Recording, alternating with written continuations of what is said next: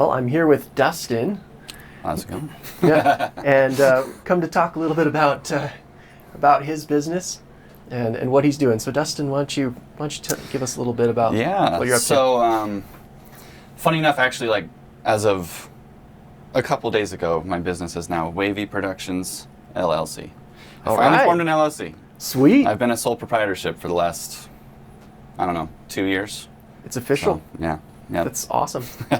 But so I do voiceover. So it used to be like I had a sole proprietorship that was Wavy Productions voiceover, but I actually just had been, long story short, working with a lawyer, and he found out I can actually have the name Wavy Productions. When I was doing my own research, I thought it was taken, but I guess it was expired. So Sweet. It's a little bit easier of an umbrella name, but I mostly do voiceover. Okay. But I like that umbrella because we're also working on some other stuff like podcast, and I've done a little bit of YouTube, but not a ton. Yeah. So voiceover, tell me about like what sort of voiceover gigs do you tend to like or go after? Oh, I'm kind of still learning that. I'm figuring out where exactly I like to be, because what I would love to do is like character work in video games and animations and stuff, but there's also the balance of like that's by far probably some of the harder stuff to get into. Not video games per se, but video games, believe it or not, are actually pretty low paying on the scale of work. I can imagine. The highest paying stuff is commercials. Doing commercial voiceover, you can make a stupid amount of money, and that's really competitive as well. I haven't done a ton of big commercial work. I've done a lot of more like audiobook narration is what I primarily do right now. And I have done. I actually did a while ago like a little narration for a VR health app that someone was developing, and I was the voice of a little robot. And I got to talk like really high and friendly, when I did that, and corporate narrations for training, so I got to be the voice that you don't want to listen to when you're at work. That's okay. But there's all sorts of stuff, and at this moment, I kind of, I take what I can get. I'm not necessarily specialized in one field.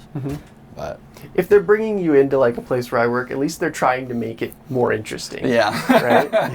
Right? So like what? Obviously, you haven't been doing this your whole life. What led to this and getting to this point? So I worked in the automotive industry for about a decade, and a lot of that time was spent doing detailing, and I did clear coat restoration. So a lot of that's just hands-on work where I had headphones in, and I fell in love with podcasts doing that. And so I was just like, man, that'd be a lot of fun to like create a podcast and learn how to record my voice. And like, I guess when I started doing that, I was like, I want to make sure I know how to do it right. Like, I want to learn how to record my voice right. So that was back in 2019. I just was dabbling around on YouTube and found a course on how to use Reaper, which is still the DAW that I use today still. Cool. But I just found a course on Reaper, how to record my voice, and it would happen to be from a guy that's a voiceover artist, and then I started learning like, you can make money just recording your voice for people. And at that time, it was just kind of still like I'll call it a hobby. I was just like, I hopped on Fiverr and did some little jobs for people in the other side of the world and stuff like that. And that wrote horrendously, and I could barely read, but they'd pay me $10, and I was like, wow, that's kind of cool. Yeah. But it's amazing how like when you start getting those first few dollars, it just changes. Like something switches. I've seen that. I've seen that before, and it's like all of a sudden, hey, this could work. Yeah. Right. No, I mean, I started like getting even just a tiny bit of money, and I was like, this is so much more interesting than like I said, I worked in cars forever, and I was like, this is just so much more interesting than working on the cars that I've been working on for years and years and years. I mean, while it was a cool job, like especially the clear coat restoration stuff, I was really proud of my work, but I didn't feel like I was going anywhere. I was like, I could be home and I could record all sorts of different stuff and I could get paid to do this. And little did I know that making like on Fiverr, that's beans. That's the bottom of the bottom tier of stuff to get work on. But But it was a start. And there's a lot of controversy on that Fiverr in my industry, but I'm not on there anymore. Yeah. But I started there. Well, cool. Where can people go to like find your stuff? So I have a website. It's wavyproductionsvo.com, where like my demos can be found. A lot of the stuff that I've done for work, like that I've actually made money doing, it's not necessarily super easy to find, just because it's, like I said, it's like someone's in-house corporate narration or something like that. So it's just, I sent it to them and they use it for their company in Ohio, whatever, I don't know. Yeah, yeah. But they use it over there. I do a lot of narration for an Indian company as well. That's actually like my primary source of income right now. Yeah. Is I do, they don't like me to call them audio dramas. They call them audio series. But it's almost like they like buy,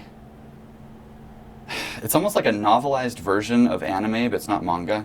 But like the storylines and stuff like that remind me of like an anime. There's a lot of just like dialogue and like numbers and power levels and stuff involved. Cool. In that. Yeah, so it's like you get a script and then you get to like be a part of that story. I mean, it's like an audiobook.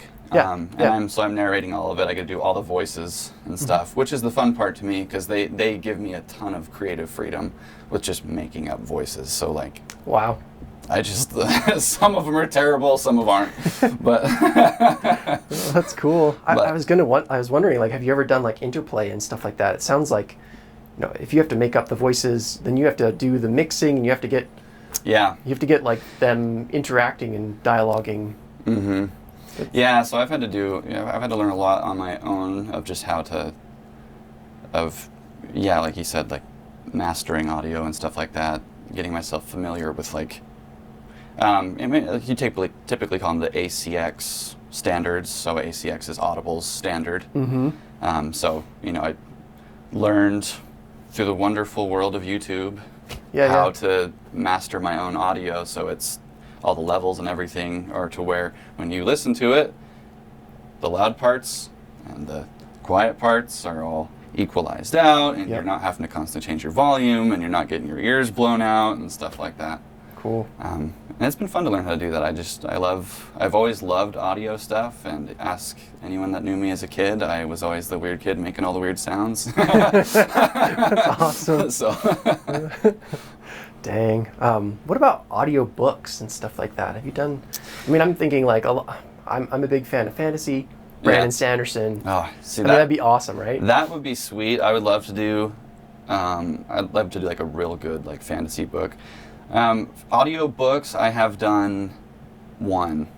I did, and it was what's it called? That's right.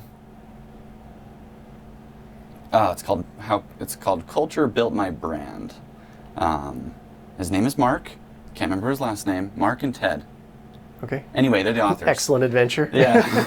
Yeah. And it was a good book. Like they're like co-founders of their own business, and they wrote a book together, and they're really cool guys. Like I got to hop on a call with these guys and talk to them about their book, and wow.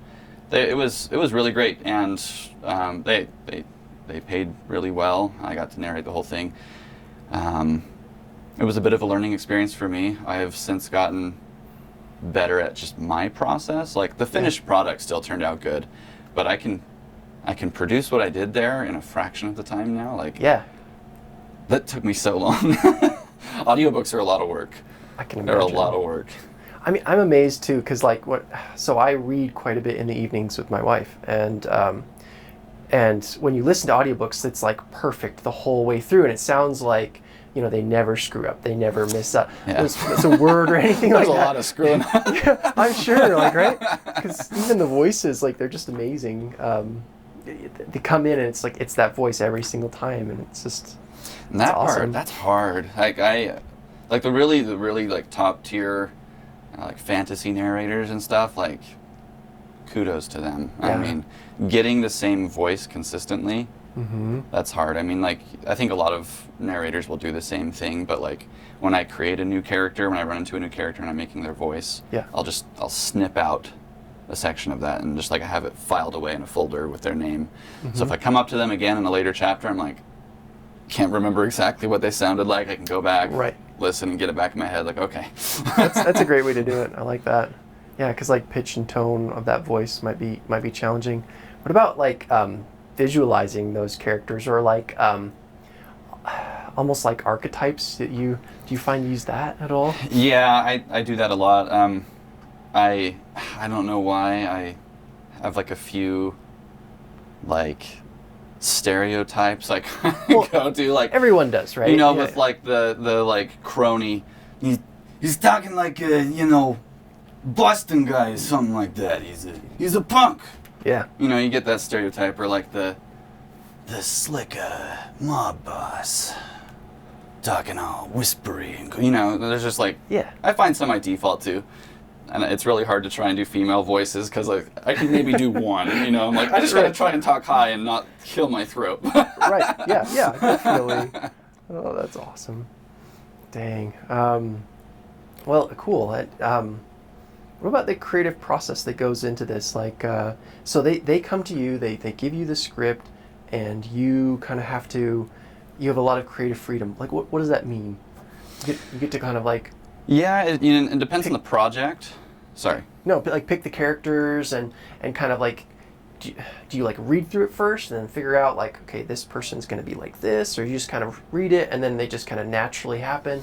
Yeah, and so that can large part depend on the project and the person you're working with, right? Yeah.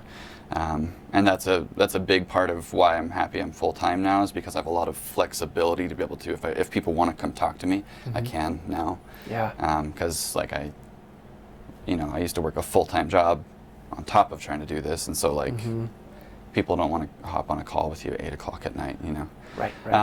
But like with the Indian company I do a lot of narration for, I have done hundreds of hours with them, and they give all the creative freedom to me. Like they quite frankly don't care what voices I come up with, as long as there's consistency and clarity, right? Cool.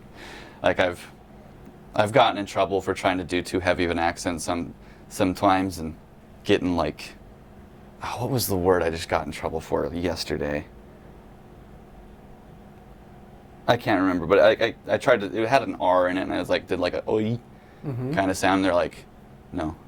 Like, okay, sorry. But there's like a quality control department. With that stuff, funny. They do. They QC everything, which is nice. They QC it for me, so they just leave notes for me, and I go back and patch it in and go on my merry way. Yep, exactly. But I produce so much content for them, I don't necessarily have the time to read all their stuff ahead of time. Yeah. And so I've gotten really good at just kind of being like a line ahead with my eyes in a way, and figuring out who's talking before I get there. Yeah. And I do make up a lot of their stuff on the fly. Some authors, though, like I have an onboarding packet for audiobooks. Like if I'm working with an author doing like a single book, that I'll send to them, and I'll be like, and part of it is a character sheet where I require an author to be like, write down all your characters, tell me who they are, describe who they are, describe like their attitude, what they look like, if they have like an accent you want, stuff like that. Because a lot of authors will be more particular about that. Fair enough, it's their book, they wrote it. Yep. But a big part of like the audiobook world in particular, though, is like you have what you call the first 15. So you send them that, they give you your stuff, you produce the first 15 minutes of the book, or not even the first 15, but just like 15 minutes of the book that's like full of content. Okay. So that they can get the feel of what because you're actually a producer. Like my title is audiobook producer at that point. Yep. And so I say, this is what I'm doing. Do you like it? Cool. Right? And they can either say yes, or at that point they can say, no, change this. But at that point, at least if you're working on ACX, like Audible's whole thing, at that point they're turning it over to you. You are the producer with the creative freedom. They wrote the book, but I am the narrator. Yeah. So we work together, but there's give on both sides. Yeah, that's cool. It's, the more and more I see, that it's a team effort. Mm-hmm. A lot of people think that, entrepreneurism is just like you doing it alone, and really it's about that network of individuals like that you're a part of, like an ecosystem in a way. Yeah. And did you have like a network as you started out, or how did you work that? I'd say like my biggest network right now is actually, we were talking earlier about like Alex guy, anyway, that wanted to do like the $1,000 course or whatever. Yeah. And like that just resonated so much in my soul, because I was like, I have approached my wife with multiple $1,000 courses.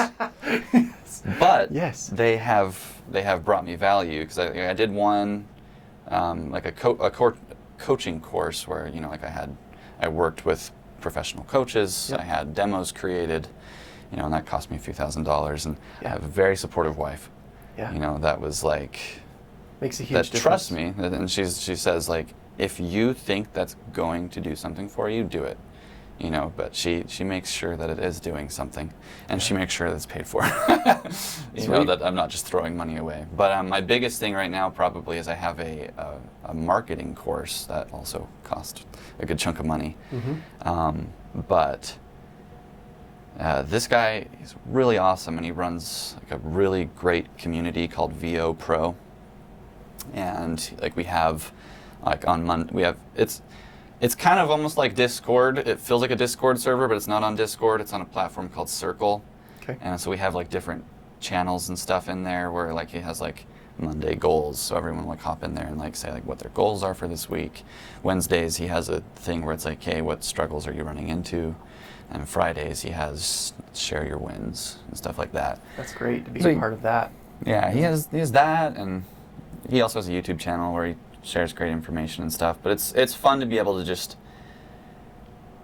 talk with like-minded people doing the same thing as me, because especially with voiceover, it can be pretty isolating. Mm-hmm. I literally sit in an isolation booth all day. Yeah. So alone, recording. Yeah. Well, that's cool though. Like that you can reach out that way at least and connect with people that are doing similar and see what the wins are, and that can give you clues into where to move to.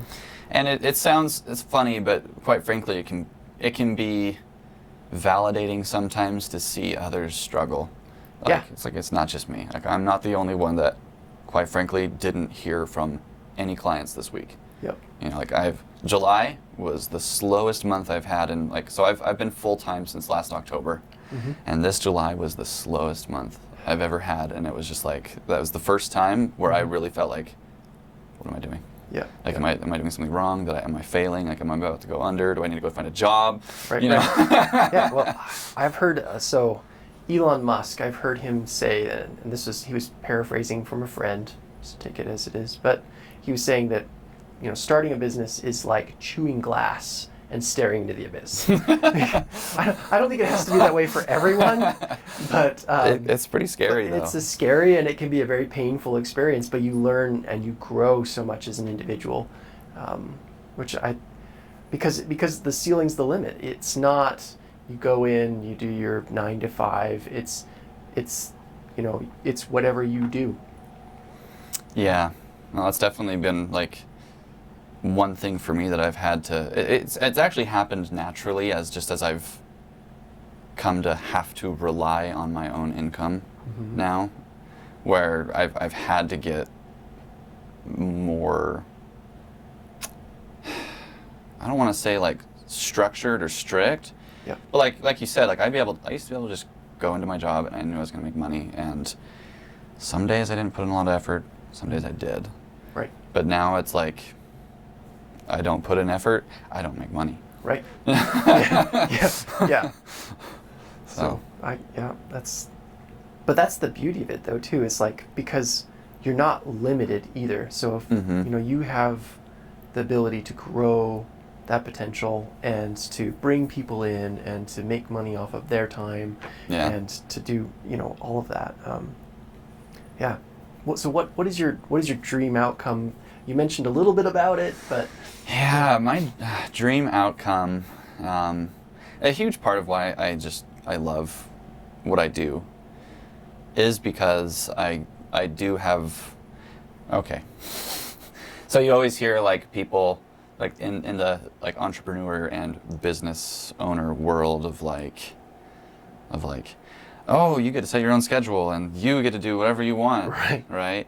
And there is some truth to that, right? Especially with me for voiceover, like I'm a little bit spoiled because like I am my own business owner, but you know, I work by myself and people just give me work that I can get done pretty quick. Mm-hmm. But you know, there's a lot of marketing behind the scenes and accounting behind the scenes and prepping and reading scripts behind the scenes and worrying, oh my gosh, I have no work to do right now behind the scenes. Right. But anyway, I kind of got off topic, but you know, my dream with it is just the fact that like, if I want, I can just walk away from my work and go do something with my kids. Yeah. You know, like I don't have to be doing that recording right at that second. Unless, of course, I've scheduled a live directed session. That's different, but that's pretty rare compared to the amount of work that like someone just hands me and I'm like, I will have this back to you in 24 hours. Yeah. And I can get that work done anytime. So I have a lot of flexibility. And so my dream is to be able to have larger clients, you know, that are sending, like especially like in commercial work. I mean, you can make thousands and thousands of dollars in less than an hour doing commercial work. And so like it would be amazing to get to the point where I have enough of a client base to where like that kind of work is coming to me and I can just take like a small concentrated amount of time and work really hard, pour my soul into it, even live directed, but then a lot of the rest of my time be free to spend with family or, you know, work on honing my own craft or just spend however I would like. Yep. So that's a big part of why I pursued it, because I was like, there is a lot of freedom involved. Like there's a ton of front end work that I'm still in the middle of right now, but it can pay off in a very nice lifestyle. That's frankly. Yeah, I hope it does. I hope it does for you. So, what ways would you say that you've grown? What growth have you really seen as you look back on your starting? It's kind of crazy, and part of that, I guess maybe part of realizing that growth actually comes from my friend Chad. Okay. So I have 2 kids, and like I work at home, and so sometimes it can be tough to be like, I'm at work though. Like I know I'm at home, but I'm at work. Like I can't just always stop all the time and go help with stuff. And it's hard for both me and Jackie, my wife. Yeah. You know, to like, because you're home, but you're not. Yeah. You shouldn't be constantly interrupted. I shouldn't be home. Yes. Like I need to be working. Yep. You know, and sometimes, like I've just thought to myself, like, oh my gosh, wouldn't this be easier if I didn't have these kids that are so distracting and require so much work? But I was talking to my buddy Chad about that one day. We've been friends since 4th grade, and he said, paraphrasing, but like, but would you be here if you didn't have them? Would you have even done this? Yeah. Would you have pushed yourself this hard to make the income you need to support them, to keep them in this house and stuff like that? Right. Because frankly, like I have an associate's degree in computer science. I was a year away from finishing my bachelor's degree, and I had like a mental breakdown. I had done 2 internships in computer science, and I just realized I was like, this is not what I want to do. At least you realized it, right? You know, and at that point we had 1 kid, and my wife was trying to like she was a baby. That kid was, and my wife was trying to like take care of nursing her and stuff, and she was working full time, and I was working full time, and I was going to school, going into a career I was realizing now I didn't want to be in, but I was like, great, I have a kid now, you know, like what do I do? And I still, you know, that took me another 2 years after that realization, like still, and I worked in the automotive industry. Wonderful boss, Dave Nash, gave me a job. Like, I mean, huge miracle in our lives at that point. Like, I was working that clear coat job at the time, not making enough money to support a family. And we had a baby, and my wife was working full time, and we were both just like kind of at wit's end. Yep. And I was going to school, and I was like, I don't want to do this anymore. Yeah, and then what do we do for real? Yeah. I melted down, and then out of nowhere, Dave Nash comes out and he's like, hey, do you want to come sell cars for me? Yep. And it was like, this is an income that she could now drop her job. I could go work this job, and it was fantastic. It wasn't my end goal. Yep. But it opened the way. You know, it was a huge blessing in my life. But it opened, like you said, it opened the way for me to start to, like, for her to stay home, take care of the kids. I started working more seriously on this voiceover stuff because I was like, this is what I want to do. And like Chad said, since I had this family to support, I was motivated to get it done, to get it moving. Jackie oftentimes will be the one too that like drives me to get stuff done. Like, I have all these things in my head that I'm like, I need to do this to make my business keep going forward, but then like I get into my daily grind of just like recording and I don't get anything done. She's like, hey, so are you gonna do any of that marketing stuff you spent $1,000 on? You know? Yeah, like prod. I'm like, yes, I will. And I have now. I'm doing that now. But yeah. But anyway, it's probably super convoluted, but challenges can be a huge motivation for growth. Yeah. I think like having pressure in your life, as much as it like sucks at the time, you're like, gosh, I hate this. I don't want to be here. It's what drives you to go somewhere. I don't even remember what your question was. Because you have to. Yeah, just growth and like the ways that you've seen yourself grow as you've done this. And yeah. Okay. So I guess going back to that growth, anyways, then that has made me find clients. That's made me start my marketing and actually reach out to people, and I've started to see more clients sending me better prospects and stuff like that.